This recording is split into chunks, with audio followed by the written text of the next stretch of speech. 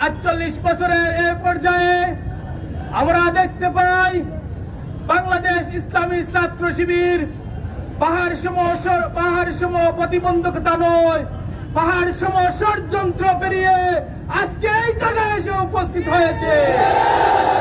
সংগ্রামী উপস্থিতি, আধিপত্যবাদ এবং ইসলাম বিদ্বেষীরা বাংলাদেশ ইসলামী ছাত্র শিবিরকে তাদের মুখের ফুৎকারের ভাষায় ফুৎকার দিয়ে নিঃশেষ করে দিতে চেয়েছিল। আমরা স্পষ্ট ভাষায় বলে দিতে চাই, বাংলাদেশ ইসলামী ছাত্র শিবিরকে নিঃশেষ করে দেওয়া যায় না। যারা নিঃশেষ করতে চায় তারা নিঃশেষ হয়ে যায়। সংগ্রামী উপস্থিতি, বিগত ফ্যাসিস্ট শেখ হাসিনা সরকার এমন কোন জুলুম নির্যাতন নেই যা বাংলাদেশ ইসলামী ছাত্র শিবিরের উপর করে নাই। বিচার বহির্ভূত হত্যা, গুম, খুন, গ্রেফতার সহ ছাত্র শিবিরের উপর নির্যাতনের স্টিমরোলার চালিয়েছে।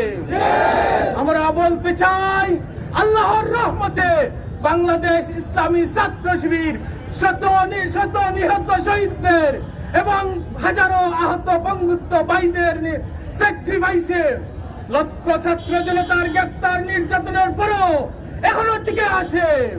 সংগ্রামী উপস্থিতি, আমরা ছাত্র জনতাকে আহ্বান করতে চাই, ছাত্র শিবির এক আল্লাহর বরত্বকে ঘোষণা দিয়ে যে পথে চলছে আপনারা সে পথে সামিল হন।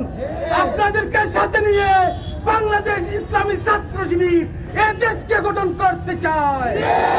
সংগ্রামী উপস্থিতি, আমরা শেষে কবির ভাষায় বলতে চাই, ওয়ারাক্য প্রচার করুক হিংসা বিদ্বেষ আর নিন্দাবাদ, আমরা প্রচার করবো সাম্য শান্তি এক আল্লাহ জিন্দাবাদ।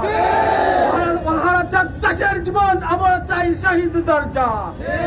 নিত্য নতুন মৃত্যু বয়ে ওরা আমরা মৃত্যু কোথায় খুঁজে বেড়াই। সংগ্রামী উপস্থিতি, আপনারা কষ্ট করে আজকের এই মিছিলে পরবর্তী সমাবেশে সময় দিয়েছেন। আমাদের মহানগর শাখার পক্ষ থেকে আন্তরিক মুবারকবাদ অভিনন্দন জানাচ্ছি।